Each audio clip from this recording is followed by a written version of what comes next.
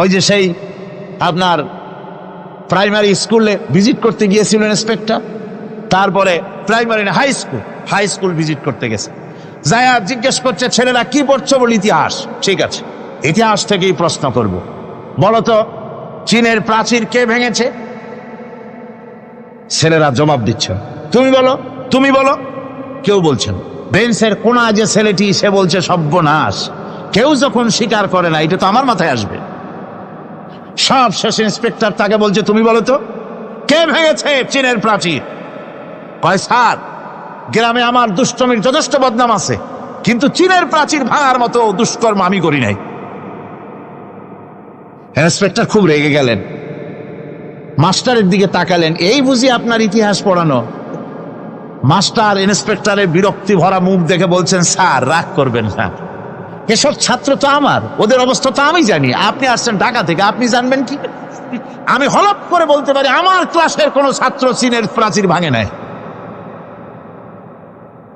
Inspector রাগ হইয়া চলে গেছে হেডমাস্টারের রুমে, যায় বলছে যে আমি আপনার স্কুলের গ্রান্টকে আমি নাকচ করে দেব, মঞ্জুরি আমি ক্যান্সেল করে দেব। কেন?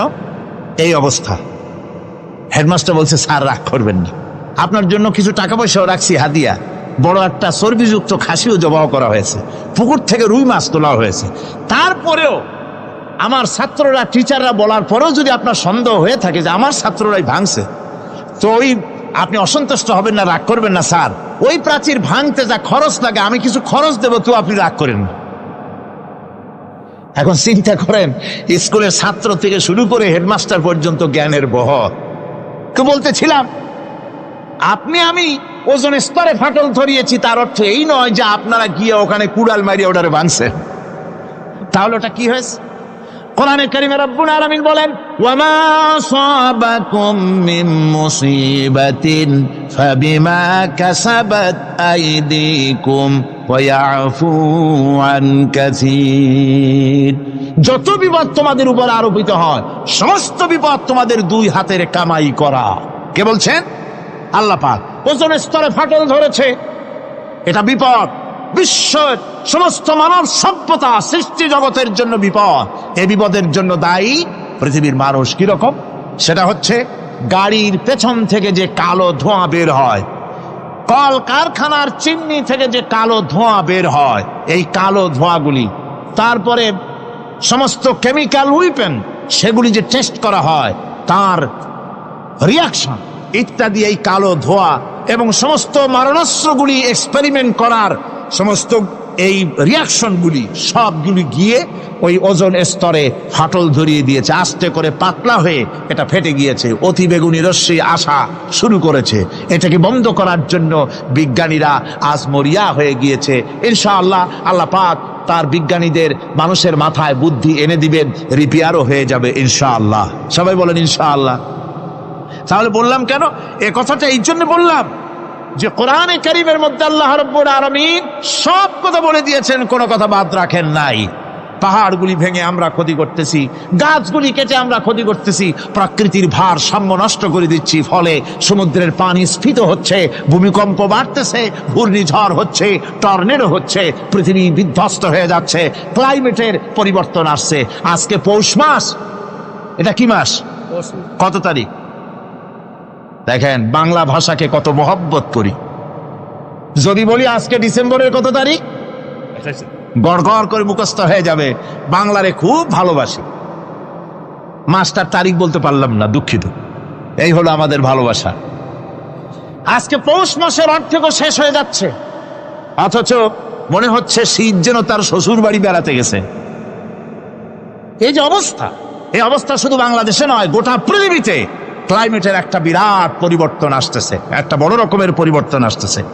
এর কারণ হচ্ছে এই পৃথিবীর মানুষেরা নিজেরাই প্রকৃতির ভারসাম্যকে নষ্ট করে দিয়েছে। এই ভারসাম্য নষ্ট হওয়ার কারণে আবহাওয়ার পরিবর্তন হচ্ছে, সামুদ্রিক জলোচ্ছ্বাস বাড়তেছে, ভূমিকম্প, আগ্নেয়গিরি ইত্যাদি হচ্ছে এবং পৃথিবীর মানুষ বিধ্বস্ত হচ্ছে। বলতেছিলাম এ কোরআনে কারীমের মধ্যে আল্লাহ পাক সব কথা বলে রেখেছেন। যদি জানতাম, বুঝতাম, তাহলে এই অবস্থার সৃষ্টি হতো না। এটা বিজ্ঞানের বই নয়, রাজনীতির বই নয়, সমাজনীতির বই নয়, বরং সমস্ত নীতিমালার উচ্চ জ্ঞানের উচ্চ হচ্ছে আল কোরআন। জ্ঞানের উচ্চ কি? আরো জোরে বলেন, জ্ঞানের উচ্চ কি? আল কোরআন। পবিত্র কোরআনে এমন এমন ঘটনা আল্লাহ পাক বলেছেন যা ষষ্ঠ শতাব্দীর দুনিয়া এ সম্পর্কে কিছুই জানতো না।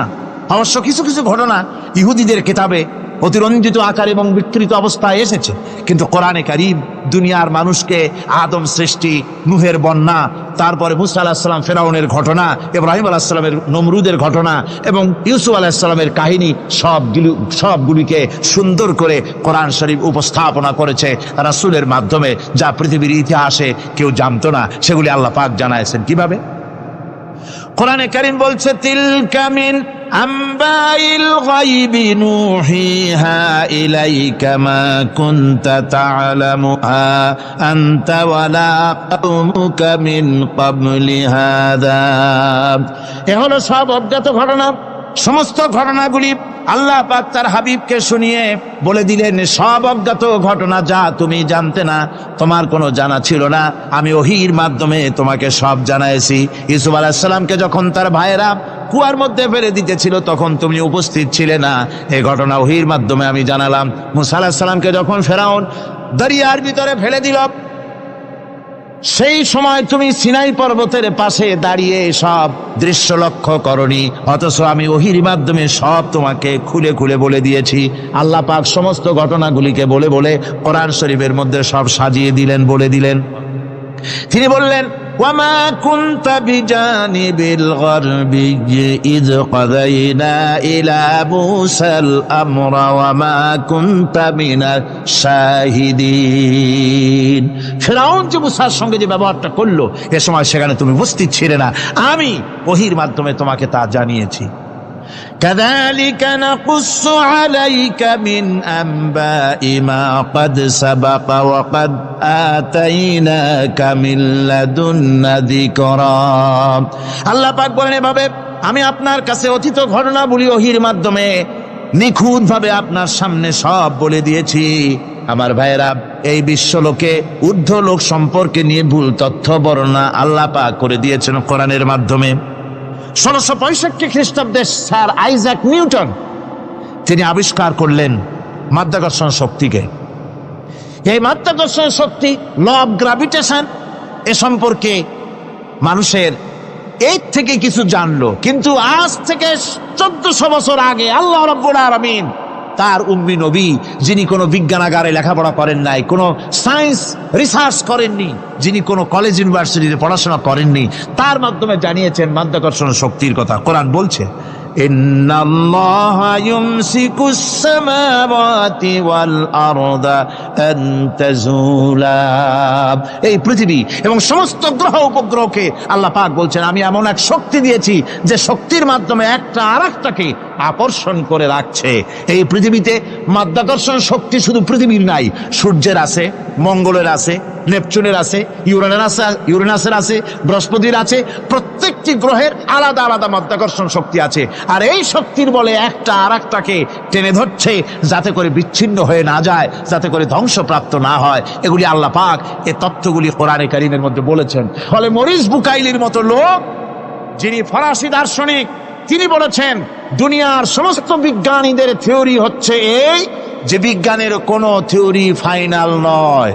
আজ একটা হচ্ছে, কাল সেটাকে পরিবর্তন করে নতুন আর এক থিওরি আসতেছে। কিন্তু কোরআনে কারীমের মধ্যে আমি, কে বলতেছেন কথা? না না না, মরিস বুকাইলি বলছেন, কোরআন শরীফের ভিতরে আমি যে বিজ্ঞানের তথ্য পেয়েছি, থিওরি পেয়েছি, তার কোনো পরিবর্তন আজও হয় নাই, ভবিষ্যতেও হওয়ার কোনো সম্ভাবনা নাই। মরিস বুকাইলি মনে করেছিলেন বেদ আর বাইবেলে যেমন ভুল আছে, কোরআন শরীফে ওই রকম ভুল আছে, নাউজুবিল্লাহ। সেই জন্য তিনি আরবি শিখলেন কোরআন বোঝার জন্য, ভুল ধরার জন্য। কোরআন শিখলেন কি জন্যে? ভুল ধরার জন্য। আর এমন শেখা শিখছেন, ওই আরবি শিক্ষা মানে আমাদের দেশের লোকদের মতো আনাকুম জানাকুম শেখে নাই, ভালো করেই শিখছে, ভালো করেই মুখস্থ করেছেন, তার ভালো করে আরবি শিখেছেন, তারপরে কোরআন শরীফ পড়েছেন, তারপরে তিনি এ কোরআন পড়ে তেলাওয়াত করে বুঝে এরপরে তিনি বই লিখেছেন the Bible, the Quran and science. এ বইয়ের মধ্যে তিনি পরিষ্কার লিখেছেন, কোরআন পড়লাম, এর ভিতরে একটা নকতা দেওয়ার, একটা কলমের ফোঁটা দেওয়ার জায়গা কারো নাই। কোরআন নিঃসন্দেহে মহান স্রষ্টা আল্লাহ রাব্বুল আলামিনের মানুষের বানানো কিতাব, এটা হতে পারে না। সুতরাং কোরআন শরীফের মধ্যে আল্লাহ পাক সব কথা বলে দিয়েছেন। বিজ্ঞানের সাথে কিন্তু কোরআনের সংঘর্ষ নাই। অনেকে মনে করে যে বিজ্ঞান আর কোরআন এর মধ্যে বিরাট সংঘর্ষ। না, বিরাট সংঘর্ষ নয়, দুই একটা পয়েন্টে সংঘর্ষ থাকতে পারে। অধিকাংশ ব্যাপারই বিজ্ঞান, আমি মনে করি বিজ্ঞানের আবিষ্কার যত বাড়বে, কোরআন বোঝা মানুষের জন্য তত সহজ হবে। এটা আমার ধারণা, এটা আমার ধারণা।